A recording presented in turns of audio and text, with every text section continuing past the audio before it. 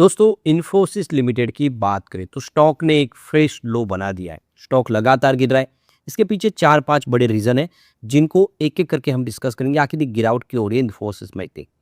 वैसे IT sector पूरा दबाव में है। बाजार में जो गिरावट हो रही है इसमें आप देखें तो आईटी सेक्टर के लिए भी बहुत सारी मुसीबतें हैं। उसको अच्छे से समझेंगे और क्या इन्फोसिस जो काफ़ी ज़्यादा नीचे आ चुका है। 1800 में कंपनी ने बायबैक किया था। अब स्टॉक 1100 के आसपास है। क्या ये एक मौके का फ़ायदा है? समझेंगे। दूसरी तरफ अगर हम विप्रो लिमिटेड की बात करें तो यहाँ पे कंपनी ने अपने एलिजिबल एम्प्लॉयज़ को बोनस शेयर देने का ऐलान कर दिया है। इसके अलावा कंपनी ने कुछ और बड़े फैसले किए। विप्रो जिसका बिज़नेस देखें तो आईटी के अलावा ही दूसरा और बहुत सारा है। कंपनी अपने बिज़नेस को लेकर काफ़ी सारे फैसले करे लेकिन आईटी सेक्टर की प्रॉब्लम तो है। तो क्या है आगे की रणनीति उसको जानेंगे इस वीडियो के माध्यम से। लेकिन फ्रेंड्स उससे पहले अगर आप पहली बार हमारे चैनल पे आए तो चैनल को सब्सक्राइब कर दीजिए। एक बेल आइकॉन दबा दीजिए ताकि जब भी नया वीडियो बने पहला नोटिफिकेशन आपको मिले। वीडियो पसंद आए तो लाइक से जरूर कीजिए। चलो फ्रेंड्स वीडियो स्टार्ट करते हैं। मैं हूं आपका दोस्त एसबी दवे और हमारे अपने चैनल ऑनलाइन कमाई में आपका बहुत बहुत स्वागत है। सबसे पहले इन्फोसिस के कारोबार की बात करें 1123 पर क्लोजिंग थी जहाँ पे 1.48% की गिरावट देखने को मिली।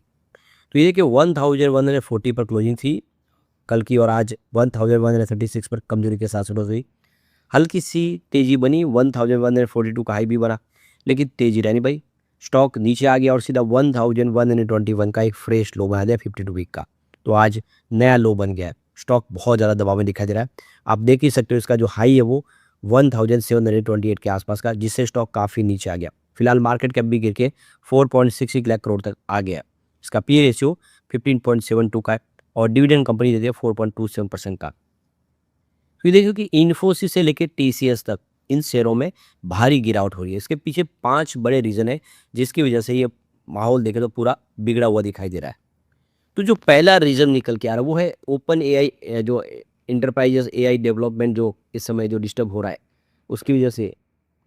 तो ये देखिए ओपन एआई जो है अब इंटरप्राइज डेवलपमेंट सर्विस की तरफ रुख करे जिससे जो ट्रेडिशनल आईटी सर्विस है उसको एक बड़ा डर पैदा हो गया है।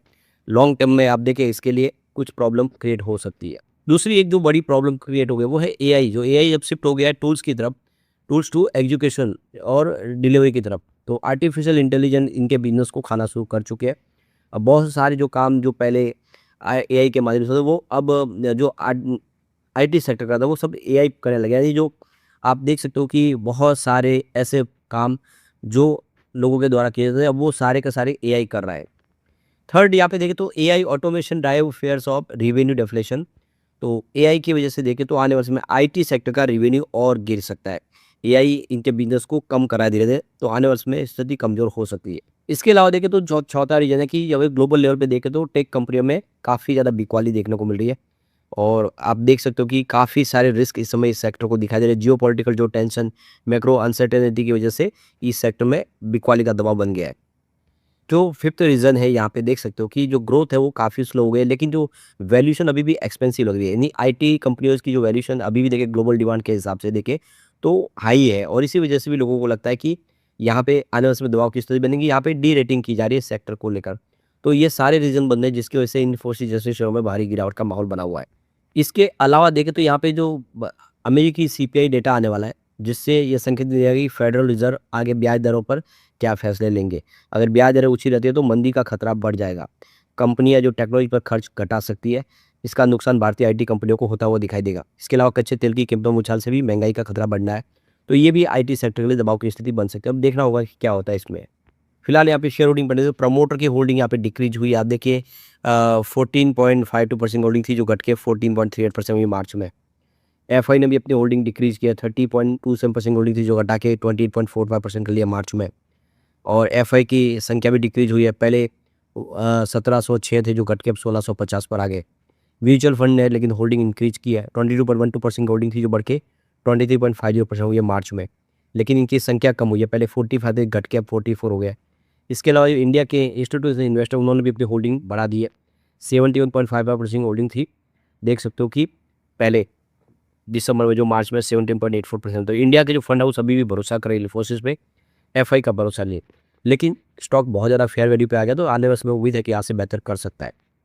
अब यहाँ पे विप्रो लिमिटेड की बात करें तो 187 पर आप देख सकते हो कि क्लोजिंग देखने को मिली 0.84% की गिरावट के साथ। तो शुरुआत तो पॉजिटिव थी 190 पर, उसके बाद 191 का हाई भी बना, लेकिन गिरावट का सिलसिला आईटी सेक्टर में हो जिसकी वजह से 187 पर आ गया है।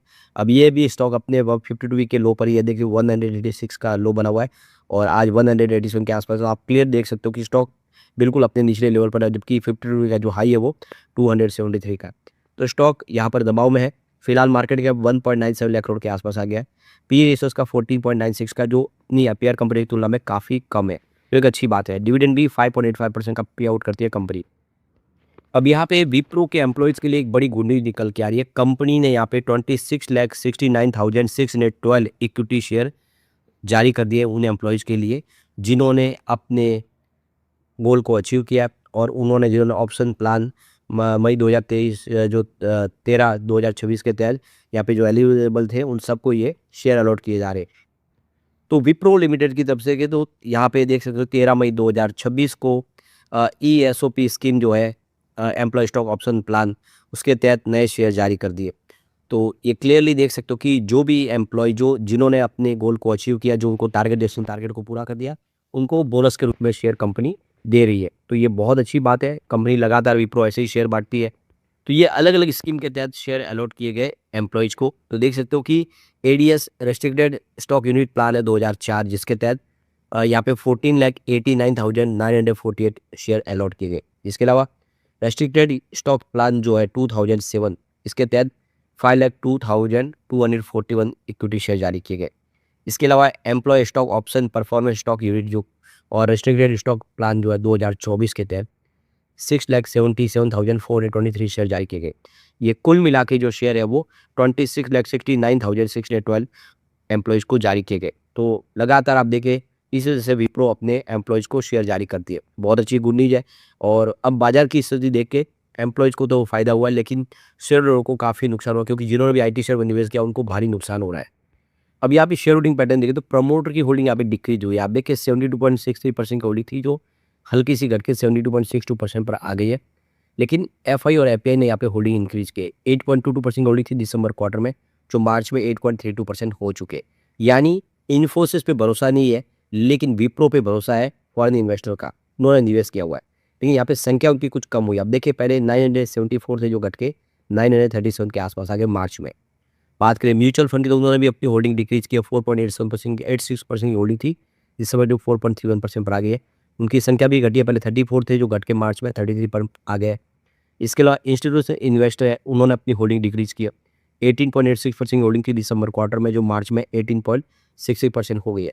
तो यहाँ पे बिल्कुल उलट है इन्फोसिस के मुकाबले। इन्फोसिस पे इंडिया के जो फंड हाउस है भरोसा करे, FI भरोसा नहीं करे।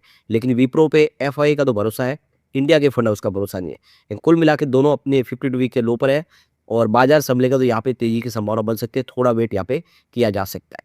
लेकिन फ्रेंड्स, कोई भी इन्वेस्टमेंट करने से पहले अपने फाइनेंशियल एडवाइजर से एडवाइस ले ले या अपना खुद का रिसर्च करें, क्योंकि मैंने वीडियो आपके एजुकेशनल पर्पज़ के लिए ही बनाया। वीडियो पसंद आए तो लाइक से जरूर कीजिए और चैनल को सब्सक्राइब कर दीजिए। Thank you friends.